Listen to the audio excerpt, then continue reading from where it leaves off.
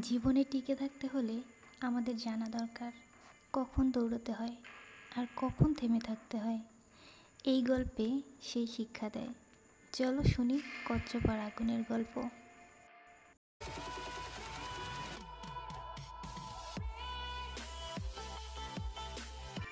একটা জঙ্গল ছিল। সেই জঙ্গলে বাস করত এক শান্তশিষ্ট কচ্ছপ।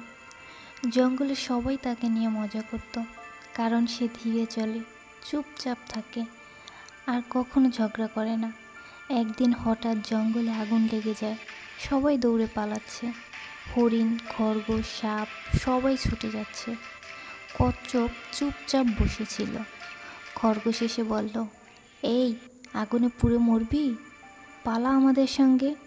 কচ্ছপ বলল, আমি দৌড়তে পারি না, কিন্তু আমার একটা শক্তি আছে, ধৈর্য। সে তার শক্ত খোলসের মধ্যে নিজেকে ঢুকিয়ে নেয় আর মাটির নিচে একটু একটু করে গর্ত করতে থাকে। আগুন ছড়িয়ে পড়ে, গাছপালা পুড়ে যায়, প্রাণীরা দূরে পালিয়ে যায়। কিছুদিন পর বৃষ্টি হয়, আগুন নিভে যায়, সবাই ফিরে আসে জঙ্গলে। কিন্তু তখন সবাই অবাক, কচ্ছপ বেঁচে আছে কিভাবে?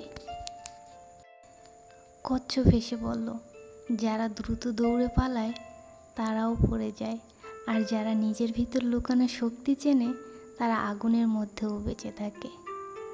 তো বন্ধুরা, আজকের গল্প থেকে আমরা এটাই শিখলাম যে ধৈর্য, নিজের ক্ষমতার উপর বিশ্বাস এবং পরিস্থিতির সঠিক ব্যবহার, এটাই জীবনের আসল বুদ্ধিমত্তা।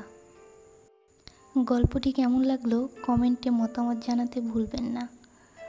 এরকম আরও শিক্ষামূলক গল্প পেতে চ্যানেলটি সাবস্ক্রাইব করে রাখুন। আজকের মতো বিদায় নিচ্ছি, ফিরে আসবো নতুন কোনো গল্পে। টাটা।